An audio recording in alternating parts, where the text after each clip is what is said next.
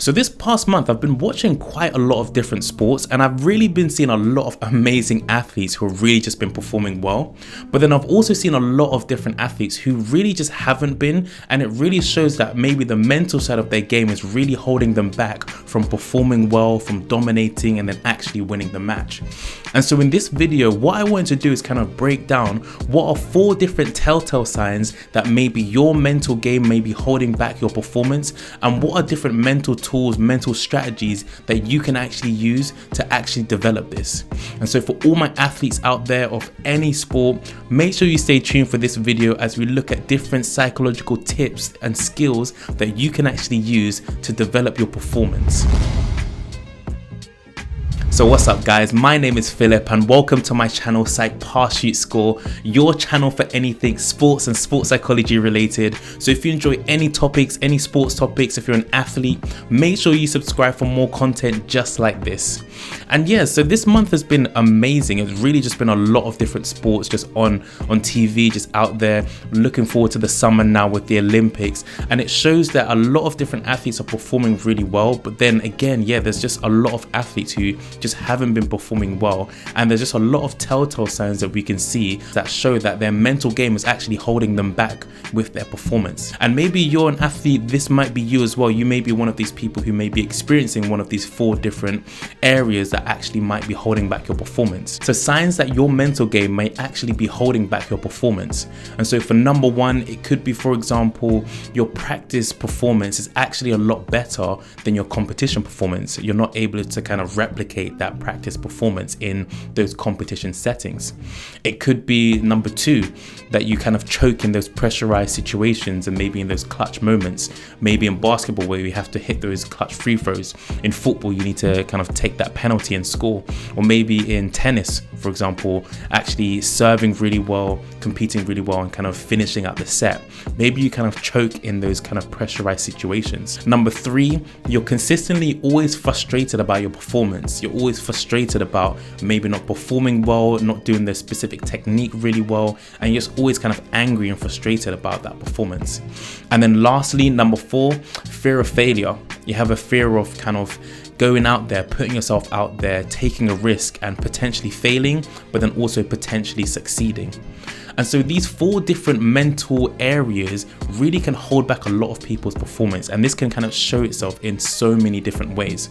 But then all in all, these are all very, very negative. And so for example, if you do experience one of these 4 different areas which may be holding back your game, this could have a negative effect on, for example, your problem solving skills.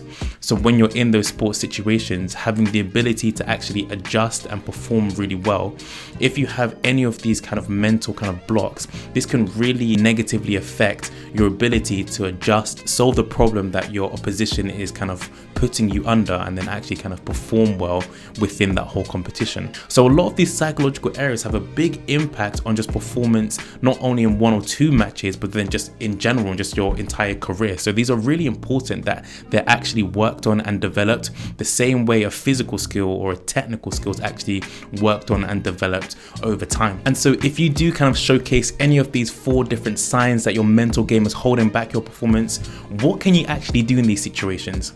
And so I really want to just break down 2 different mental skills, 2 different tools that you can actually use which could actually help in these areas. And so first of all, for those athletes who perform really well in practice but you're not able to kind of replicate that in competition, a technique, a tool, a strategy that you can actually use in this situation could be making your competition setting a bit more like your practice setting.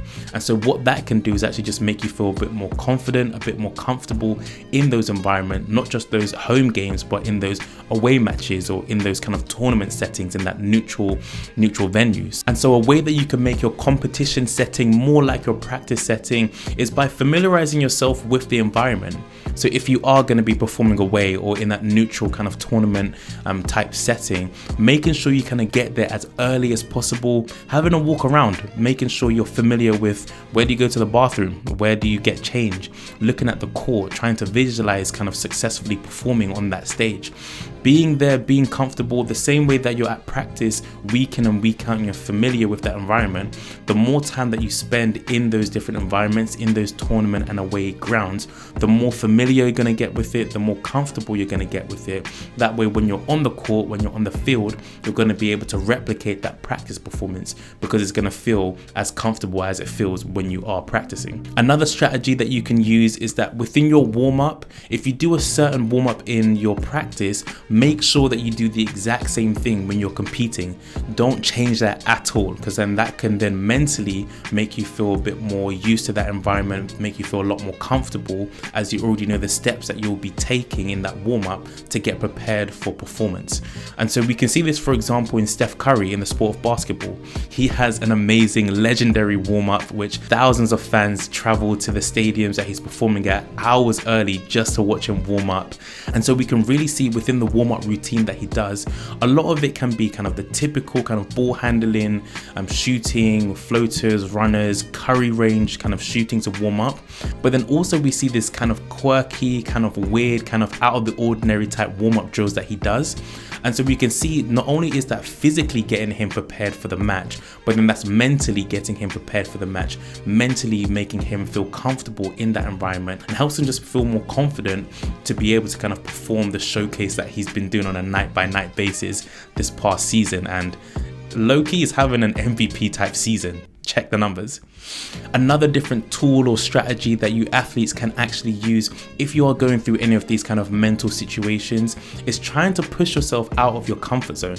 And so we can really see that a lot of successful athletes, they push themselves out of their comfort zone and they put themselves in situations where the likelihood of them failing is a lot higher, but then they can also learn from that failure and kind of grow. And so if you check my channel, I've just made a video on that, on how elite athletes kind of use failure, they use adversity to their benefit. So if you're interested, definitely go check that out. But a lot of athletes, they take themselves out of their comfort zone as this helps them get comfortable with the uncomfortable. That way, when they're in those pressurized situations, or that way when they have high levels of kind of fear of failure, they're able to kind of navigate through that and still perform amazingly in those situations. And so what you can do if you are in that situation, one thing that I would recommend, definitely ask yourself 3 questions. 1, what is the best case scenario in that situation? Is it that you win in the game, or is it that you perform really well, or is it that you might get picked for the Olympics? What is the worst case scenario? Maybe it's that you lose the game, maybe that you're just feeling disappointed and really wanted to kind of win because you put your all into it. And thirdly, what are the things that you can control to then increase the likelihood of that best case scenario? And so asking yourself these 3 questions definitely just helps put things into perspective. It helps realize what the best case and what the worst case scenario could really be, and what are the actions that you can take towards promoting that kind of best case scenario, and then hopefully actually coming out with the win and hopefully coming out with that best case scenario. And so a great example of this can be seen in the sport of skateboarding. I mean, it is an amazing sport where they just do some crazy tricks. Definitely isn't the sport for me, with all those different injuries and all those different knocks and bruises that you get just by attempting a trick. But it's definitely an amazing sport, and it's so great when you see all those different fans going crazy when that athlete actually succeeds in attempting that trick. And so we can see in arguably the greatest skateboarder of all time, Tony Hawk's, he has a really great mindset towards kind of fear of failure and kind of choking and pressurized situations. What do you think it is about you that will make you keep falling till you learn a trick and keep committing to something? It's because I know it's possible, and I'm willing to struggle through the learning process and even change my approach to doing something just to figure out how to do it. And especially in skating, I mean, that's the first sign of someone that's going to be successful. It's no matter how successful they get, especially in competition, they continue to challenge themselves because they want to improve. Those are the guys that make it way further than anyone else. And so we can really see he approaches these kind of pressurized situations with a level of kind of optimism and kind of positivity. He looks at the best case scenario, and then he looks at what he can actually control towards promoting that best case scenario.